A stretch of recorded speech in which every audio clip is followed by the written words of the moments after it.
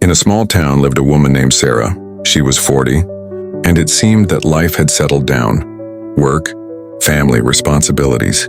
She was married to Mark, and although their relationship was stable, in recent years, Sarah felt that it lacked passion and excitement.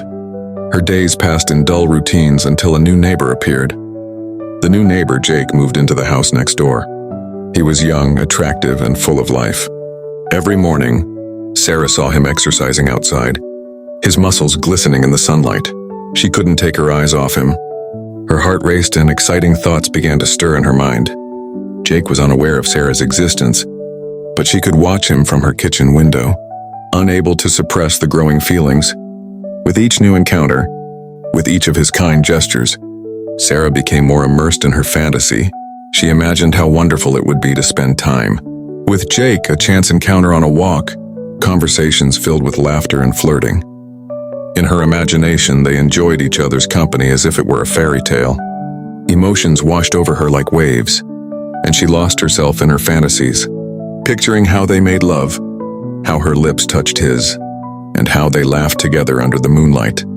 But in the next moment, guilt overwhelmed her. How could she think this way? She had a husband, and although their relationship had become routine, the burden of this secret torment made her feel awful. Sarah realized that there had to be something she could do to reignite the passion in their relationship, but thoughts of Jake continued to haunt her like a shadow. One day when Sarah was watching Jake from the window again, her heart fluttered when she saw him with a girl. For a moment her heart sank and she felt envy and hurt. It was hard to accept, but the feelings she experienced were so real that they couldn't simply vanish. Gradually, she understood that she had to decide what to do with these feelings. Sarah began to dedicate more time to herself, striving to bring the spark back into her relationship with Mark.